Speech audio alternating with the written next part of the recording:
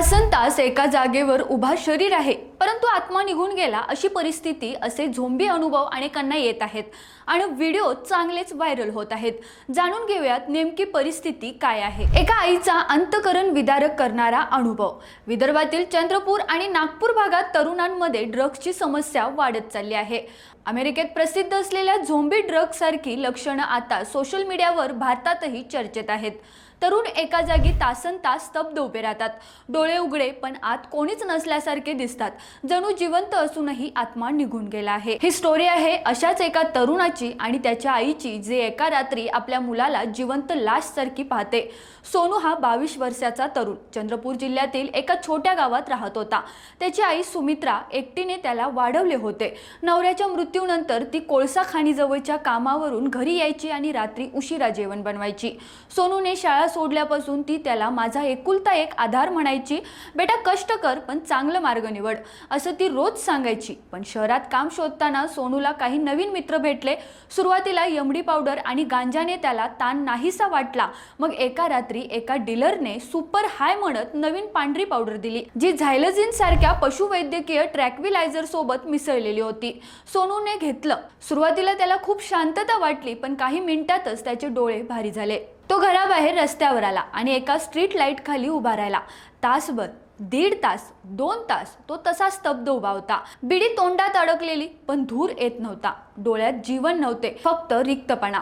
सुमित्रा रात्री कामावरून घरी आली तेव्हा शेजाऱ्यांनी तिला सांगितलं, तुझा सोनू रस्त्यावर उभा आहे, तो हालत नाहीये। ती धावत गेली, तिने त्याला हाक मारली, सोनू बेटा काय झालं? आई तिथे आहे, पण उत्तर नव्हते। तिने त्याचे हात धरले, ते थंड आणि सुन्न होते। तिच्या डोळ्यातून अश्रू ओघळू लागले। माझा मुलगा, माझ्या जीवाचा तुकडा, जिवंत असूनही मेल्यासारखा का दिसतोय? ती रडत रडत त्याला मिठी मारून बसली। आजूबाजूचे लोक घाबरले होते, कोणी फोटो काढत होते, कोणी झोंबी झाला म्हणत होते।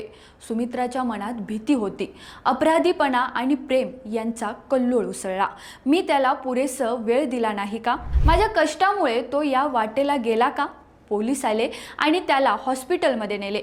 डॉक्टरांनी सांगितलं, हे झायलोजिन सारख्या ट्रॅक्विलायझर सोबत यमडी किंवा इतर ड्रग्सचे मिश्रण असावेत। यामुळे मेंदू आणि शरीर मंदावते, श्वास हळू होतो आणि व्यक्ती फ्रोझन अवस्थेत जाते। त्वचेवर जखमा सडू लागतात, जखमा खोल होऊन स्नायू हाडे उघडी पडू शकतात। नालॉक्सोन पूर्ण करत नाहीत म्हणून ओव्हरडोस वाचवणं कठीण होते। भारतात ही ड्रग नेमकी कशी आहे? त्यामधले मुख्य घटक झायलोजिन पशुवैद्यकीय दवा, रस्त्यावर MDMA, फेंटानिल किंवा स्मॅक सोबत मिसळून अधिक हाय देण्यासाठी विकली जाते। याची विक्री होते छोट्या पाकिटात पावडर किंवा गोळ्यांमध्ये। ते 500 ते 2000 रुपये प्रति डोस असतं। डीलर्स नवीन स्टफ म्हणून यमडीच्या मिश्रणात देतात। भारतात आता सध्या अशी चर्चा सुरू आहे की सध्या चंदीगड येथील ब्लिंकिट डिलिव्हरी बॉय, तसेच बेंगळूरमधील बांगळूर, बिहारमधील पटना आणि विदर्भमधील चंद्रपूर, नागपूर भागात असे व्हायरल व्हिडिओ आता सध्या सोशल मीडियावर चर्चेत आहेत।